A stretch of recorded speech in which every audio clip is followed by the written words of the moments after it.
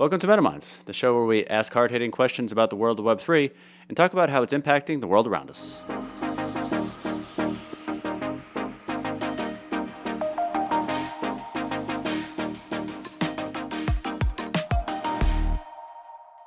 On this episode, we talk about using NFTs to raise money for charitable causes and how NFTs and DAOs alike are aligning themselves with social missions. To start, maybe we should discuss what an NFT actually is. I think that's a good idea. Hey, how you doing? I'm good. How are you? Good, thanks. Good. Yeah, no, I'm excited to talk about this. I think for those of us who have been in the space, we see, seems like almost every project has some charity or social mission or nonprofit attached to it, which, off the top seems like a good thing. But we'll kind of get into the good, the bad, and the other about it. So, yeah, maybe the right place to start is to define what an NFT is for those who don't know or join us for the first time. Welcome. I think quite simply, the best way I define it to folks is an NFT is a digital token that can be tracked on the blockchain that, generally speaking, has a media file attached to it. It's a picture, it's a video, it's a GIF, and oftentimes these NFTs can have utility attached to them. So if you hold an NFT for a certain project, it might give you access to exclusive things, or you might get revenue share from certain things. But the jumping off point for our conversation here, I think, is when projects first release their NFTs, it's become a staple strategy to say, hey, X percent of every NFT bought from us is having a percent go to, some type of charitable foundation or nonprofit. And what's the good and the bad with that? Because off the top, it seems pretty cool, but sometimes maybe we feel like it's slapped on there, so to speak, just to kind of get a sell out and say, hey, if I'm going to make $2 million, it's cool. I can give $200,000 to whatever charity. Yeah, and I think the other part of it is what comes first. Is it the NFT project and then the charitable cause, or the charitable cause and then the NFTs? And to sort of echo what Brian was saying, is it inauthentic to slap a charity on it? Is it a way to, create the optics of doing good and, making a lot of money and then saying, but look, I'm giving back? And I think the bigger question is, if that's the case, do we care?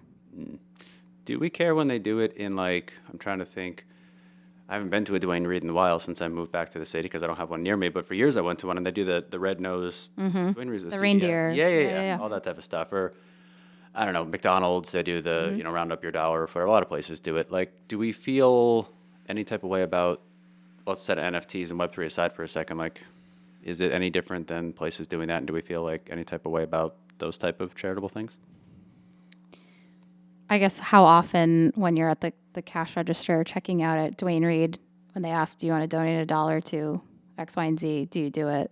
I mean, I feel like personally, I don't often do it because there's so many and I don't really think about it. It almost is you kind of lose sight of what the purpose is, or you're sort of numb to it a little bit because it's done so often.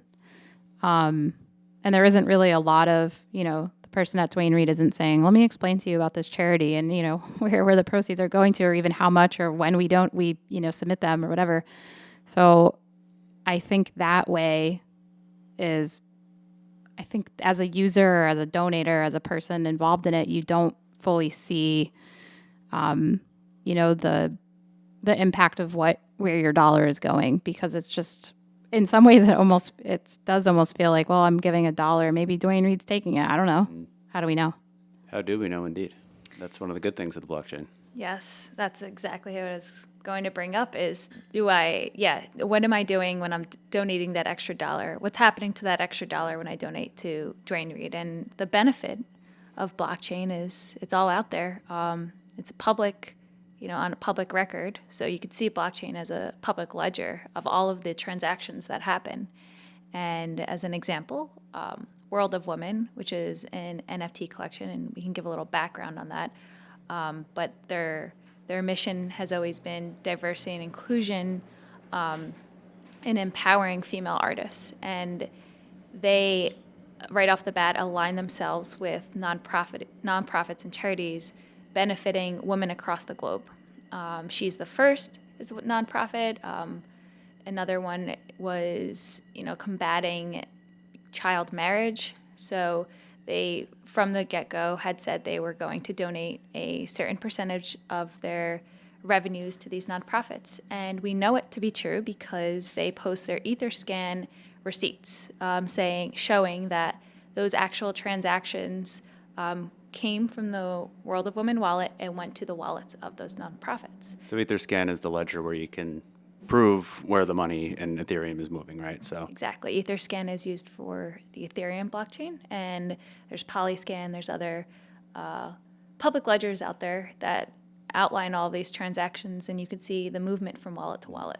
that'd be interesting if you could do that with Dwayne Reed, not to pick on them, but now that they're our example here or anything, like, yeah, to your point, what, you say, hey, donate $1, where does it go? Is it all the dollar? Is it certain percent?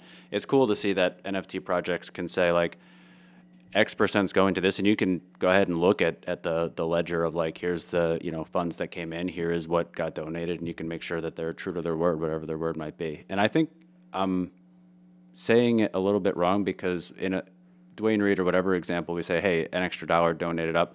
Would you feel differently if, and maybe it's a more apples to apples thing with NFT projects, if, like, you're going to pay for $30 worth of stuff as you check out, and 10% of what you purchased today is donated to something? Would you feel differently about that? Yes. I think that's a great question. I would love that 10% to go to a nonprofit, and then I would love to see the receipt of it happening. So are we saying that, blockchain is the best way or the most efficient and effective way to donate to these nonprofits? And I would say yes. My vote is yes on that. Yeah. And so then coming back to the original question of, do we care if there is a big part of it where it's more optics and a project wants to make a lot of money? Are they slapping a charity on it to say, yeah, we're making a lot of money, but we're doing X, Y, and Z? And I guess the other question is, does it really matter? I mean, corporations do this all the time. And, we could get into the weeds of the tax breaks and all that other stuff, which, we could ask the question of, is that a negative, the fact that NFT fundraising allows donors to obtain massive tax breaks? True, that is true. And, if they're holding an NFT that goes up in value since they acquired it, selling it means that they have to recognize a gain.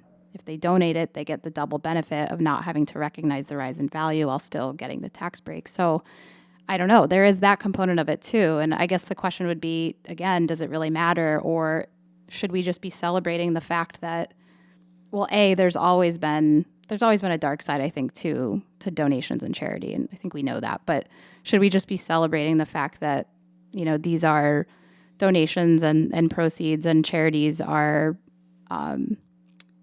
doing so much better in a lot of ways, or there's so much more awareness, and that's a good thing regardless. So is your question, is the dark side of donations and charities, is it better on the blockchain or is it better in real life? Yeah, that's a good question. Well, if you can see it all, I guess it's by definition better. If it's transparency, if that's always better, which I suppose it is, then all right, if you're doing something, how dark is it if we can see what you're doing to a certain extent? True. Why is it dark? Well, I think maybe it's important to explain, like, I think we got here with this because the NFT craze started, and it started with, hey, things are priced around $200 each, 10,000 pieces in an NFT collection. If it sells out, you're getting $2 or $3 million or so right off the bat. And it started with, these are cool, let me sell these, and people were making money fast. And then people said, oh man, I can put one of these together in this moment really fast and make $3 million. Well, shoot, what if I say I'm going to donate 10% to something? I'll take 2.7 million and I get to donate, and that feels good. I think that's where it gets to that question where it's like, it's not a dark side. It makes you feel a certain type of way if it's a project where you're like, it feels like you were cool making 2 million instead of 3 million, and you're coming off as like charitable. But at the end of the day, whatever charity gets, $1 million from that, they're like, man, shut up. It's money that we wouldn't have had otherwise. So it is a little bit of an interesting one. So here's a question. Would you rather donate to a GoFundMe, potentially benefiting a specific family or person, or to buy an NFT of a collection where it's benefiting a select and a vetted nonprofit, and you could see the transaction occur, but there's less transparency maybe? You see the movement of money, but yeah, that's a good one. Yeah, that is a good one. Well, if I'm going to donate, if there's a specific cause and it's on a GoFundMe, and they're like, we need to do X with this, and the dollars I'm giving to you, or go ahead for that. That is different than like, I want to buy this art, maybe to flip, maybe to collect for whatever reason, and oh yeah, it's cool. I would have paid $300 for it anyway. It's cool that $30 goes to whatever chair. It has a different vibe. So yeah, it's less pure, I suppose. Yeah. My thoughts are, if the NFT collection that I'm buying into has a grand mission and that mission was said from day zero, I'd feel very confident in buying into it because now I own a part of it. And I can see that every dollar that is, or every, every every NFT is being donated to that cause.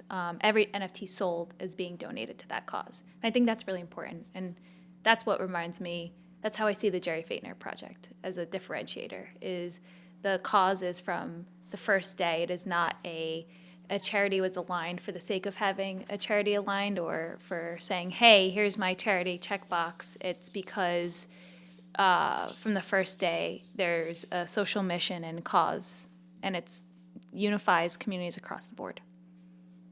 What's the Jerry Feightner Project? It's the first I've heard about this. I'll hand that over to you. You're gonna hand it over to me. All right.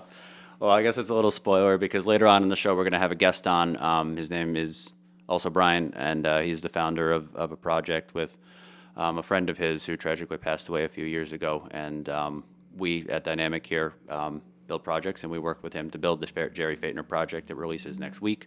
And that project is, it has a mission, a core mission of ending, opioid addiction and raising awareness about it. And yeah, not to say we made something that's so great by any means, but to say that this was a project that when it was first brought to us, the central idea was let's do something that's it's coming from an artist who was affected by, something tragic, and we would like to take this art and have this whole project be based around combating, tragedies like that and trying to stop them in the future. And I think that is different than other projects we work with, I suppose, where they're like, hey, we would like to make some money. And like, can you be good at this strategically if we put a charity in there, right? You're like, well, yeah, but like not the way you want to do it.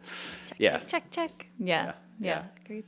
Yeah, it's interesting. So where do you guys see the future of this going? Do you guys think this, for good, bad, or otherwise, projects having this thing where it's a staple to have a charitable donation, do you guys think that's going to be something that stays long term? Do you think to say it would be pretty cool, I think, if for whatever reason we say, hey, the future is like, imagine 20 years from now, we're like, hey, when you used to buy stuff and like no part of it was a charitable donation? It's like, man, it's like, how did we get there? It's like, oh, well, there was this weird like NFT thing, and it started with people trying to get rich quick, but then it turned into like this mental shift to like a percent of everything should be a donation. Like, is that maybe a long-term good if we're kind of getting through the awkward part right now? I think so. I think if we saw a successful project today that didn't have a charitable donation, I think we would kind of ask like, well, that's kind of weird, or why are they greedy? Yeah, good point. It's something I think that people will start to notice, and maybe it's for the best. Like in the same way, I think that large corporations that aren't giving back in some way, get a pretty big slap on the wrist, and it's not necessarily that they have to be doing anything, but I think people start to notice when you're generating a lot of money and you're not really doing anything meaningful with it. Yeah. Okay, so I must ask you guys, non-fungible fundraising is, so we get like should we do like a thumbs up, thumbs down, smiley face? Oh, like at the Score out of doctors 10. where it's like, what level of pain are you at? Hold up the little faces. On a scale of 1 to 10, 10 being I'm overjoyed, 1 being I'm super suspicious always, I'd say I'm like a solid 7 or 8. I think if we think macro and big picture, if we started to get into that there, like if we look back and we're like, okay, however we got here, we're in a place now where the world expects everything to have a charitable tie-in. That's a better place than the world is now. So in the macro, if that's where we're headed with this, then I'm bullish, and I'm going to go ahead and say 8. 8. And you? I think, I don't know if I can put a number on it, but I don't think it's a bad thing. And maybe the larger question is figuring out how to, rework the idea of fundraising and charity. I think if people are going to create NFT projects where a portion of the proceeds go to a good cause, that's a good thing. And there's always going to be complications in that. But I'm all for it. Yeah, I'd agree with you guys. I think with a healthy dose of skepticism. I think that's fair, and I feel similarly. I would say the world of social impact and charity is a very confusing and complex one. Being from the social impact world and social impact investing world, I would say it's really interesting when you look at the way charities and nonprofits work and for-profit and B Corp companies or for-profit social-driven companies. There's a lot of complexity to it, so I think it is the same that carries over into the crypto world. And so I think donations are nice. Awareness is really nice. Billboard campaigns across the U.S. highlighting specific social issues, I think is... I'm bullish on those specifically. Yes. Yeah. The Jerry Project. Yeah. And I think that will always be a level of skepticism with all of these types of projects. And I mean, the irony is not lost on us that you are sitting in the dark, a quiet figure in the dark, talking about the dark side of crypto and donating. Perhaps, maybe an omnipresent amount of healthy skepticism is what keeps something like this on the rails in the right direction. It's like, it's good that you're heading this way. We've got an eye on where this could go wrong, and as long as we're looking at that, the act of doing that hopefully keeps it on the rails, you know? Hopefully. I'm glass half full. Yeah. Well, and also if anyone has any strong feelings about it, I would encourage those opinions to help shape this conversation. And if you think this is a problem, it's going to be bad, we're heading in a dark place, let us know In the comment section. in the comments. I've never gotten to do that. This is fun. Leave a comment below. Can we have some whatever? Oh, I got a motorcycle go by. Do we have sponsors or something? Where I go click here, click here, click here. Producer, Yeah. can we do that? Yeah. Okay. He's giving me a maybe. All right. Not on my first episode. He's like, you're not there yet, but one day. When we come back, we'll be joined by Brian Glass, founder of the Jerry Feightner Project, an NFT initiative that launches next week with a mission of ending opioid addiction in the United States. We talked about it a little bit here. We'll talk about it with him next. Welcome back to MetaMinds. Our guest today, his name is Brian Glass. He is the founder of a project called the Jerry Feightner Project. It's an NFT project that starts next week, and it has a mission of ending the opioid addiction in the United States, and we're excited to talk to him today. Brian, how are you? Hey, good, Brian. Thanks for having me. Good. Thanks for coming on. Yeah. Thanks for taking the time. We're excited to hear about the project. But for everyone at home, tell us who you are. What's up? Well, my name is Brian Glass. I run a few different businesses. As a side project, I was building out a art studio focusing on glass art and working with different artists to utilize their visions within my glass sculptures. So I was out at a bar with a couple of friends, and one of my friends was there with a good friend of his named Jerry Feightner.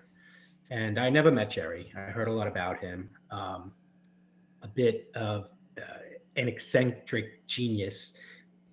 I didn't know he was an artist. I knew that he was a bit of a mathematician and into science and whatnot. But we got to talking because I was telling the guys about the art studio I was building out and that I was looking for artists, and he showed me on his phone some of his work that just blew my mind. I didn't know Jerry was an artist, but I just immediately was drawn to his work. And it's digital art. He creates mainly through Photoshop. He's been doing it for many years, has a bit of a following, bounced around at different art shows showing his work. And it's just phenomenal work. Utilizing a lot of colors and shapes. And the images are quite dark though. And we got in a long conversation. We were sitting outside of this bar in town on Long Island, and we were just sitting there for hours and just looking at his art and talking about his work and talking about his life. And I offered to hire him to come work at my studio. And I basically commissioned him to just create art pieces for the project and also for himself, because we were going to work together to further his career as an artist. Um, he pretty much quit his job at the time and worked for me basically full time, just creating. And he was creating piece after piece after piece. And I'd say just before the pandemic hit, I got a phone call from his sister, who I never met or spoke to before, and she told me Jerry died. I couldn't even believe what I was hearing. She said he overdosed on heroin. I didn't even know Jerry had a drug problem. He kept it a big secret. You would never know, right? Brilliant, smart guy. He also had cerebral palsy, so he was a bit physically handicapped, and you would just never know that Jerry had a serious issue that apparently I found out from his sister was on and off, and she had thought it's been off for a long time, but apparently it wasn't, and also apparently it was an accidental overdose. How long did you know him? He was working for me for a year prior to his death, and he pretty much went to work for me right away after I met him, right? So and that happened about a month before the pandemic started. So this was February of 2020. 2020. What made you want to hire him so fast? If he made that fast of an impact on you, I mean, besides having really good art, was there something else about him? It must have been. When you just know something is right, and it almost feels, you just can't describe it, right? Like you get goosebumps, something happens, and you just know for sure something is exactly what you're looking for. So the second I saw Jerry's art, I knew that was exactly what I was searching for my glass work, right? And a lot of times I like to take time making decisions with things, and this I immediately made a deal with Jerry, and let's go to work together. And then so it was a year that we worked together in that capacity before he died, and that was February of 2020, I believe, January, February. What were you looking to do with the stained glass stuff with him? What was that project So about? for me, it wasn't going to be stained glass. For what we were working on, creating life-size glass sculptures. When I say life-size, I mean a block of glass that might be taller than an average person, that has multiple panes of glass. This was the vision anyway. Had multiple panes of thick optical quality glass, and I had a huge printer, right? A humongous PNC computerized operated printer, where we would take Jerry's images and work it through another software to create a three-dimensional definition of his images, and print those various layers of his images on the glass, taking slices of the three-dimensional image, so that when we would fuse the glass planes together, it'd be a block of glass, and stand it up, you would see a three-dimensional image of Jerry's artwork within the glass blocks. Wow, very cool. Was that your idea or his, or was that a collaborative idea? No, it was my idea, using his imagery. My idea for the glass work and the platform of the glass blocks, and I was searching for the right artist to infuse their images within my glass. Nice. And when the news came out and it said in that he wasn't with us anymore, what did you think to do with the art? What was your next reaction, and how did you eventually get to saying, hey, NFTs might be an avenue to let his art see the light of day here? Yeah, so as you can imagine, the pandemic hit a month later or less, right? And everything shut down pretty much March 15 of 2020, right? So this is a month later. and in New York anyway. And everything just got shelved, put on hold in terms of the operation of my glass work. And, obviously, Jerry's work just kind of sat there.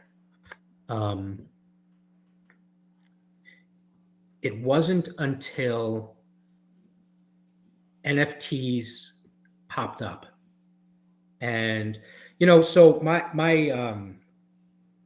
regular business is I own an investment firm, right? We run money management, manage fixed income portfolios, but we also do some startup angel investing, venture capital. And, we look at new types of investments and obviously cryptocurrencies. And then when NFTs came on, it's a whole brand new thing. Is it real? Is it not? Does it have legs? How will it develop? And, you saw very quickly that the NFT market wasn't going away, and it was just really exploding, right? And, looking at some of the NFT works that were generating a lot of interest, I was just personally comparing a lot of them to Jerry's work. And I felt so terrible, really, just kind of looking at it, thinking about Jerry's work, because I wish that Jerry was alive today, because it's almost as if the NFT markets were made for him, right?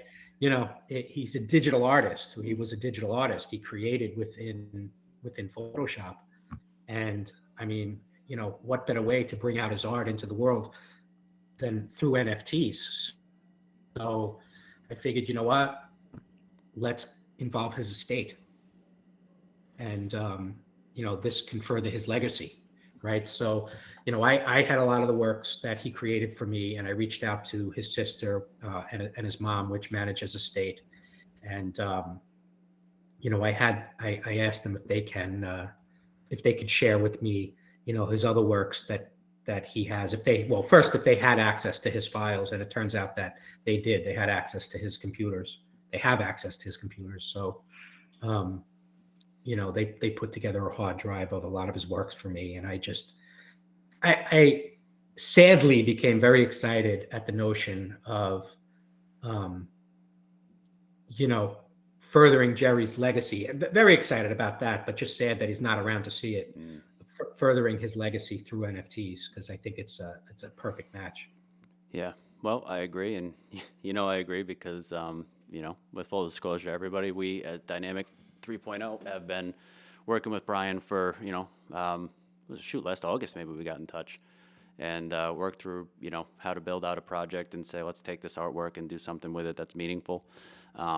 The artwork is going to come out next week, and we took each of Jerry's images and broke it into pieces of glass, one for each year of his life. And we're going to, put those up for sale next week. And every one of those pieces that is sold is going to have a % donation to drugfree.org and their fight against opioid addiction. And if this project does sell out, and we hope it does, there will be a national billboard campaign launched across the country with, messaging and raising awareness about the opioid crisis. And we're really excited to do it with you. And what type of thing do you want to see this legacy leave? And do you think Jerry, maybe it's a tough question, but what would you think about this as what has happened to his art now? Really what I'd love to see is people discover and enjoy and appreciate and love his artwork the way I do. Good enough answer. The best answer. Brian, I think that's all the time we have, but thank you so much for joining us. We're excited to be working with you on this project, and we'll see what next week brings. Okay. Thanks, guys. Cool. Thanks a lot, Brian. Thanks for tuning into MetaMinds. We hope you enjoyed listening to us discuss non-fungible fundraising. We hope you enjoyed the interview, and you can find us online at dynamic3.io.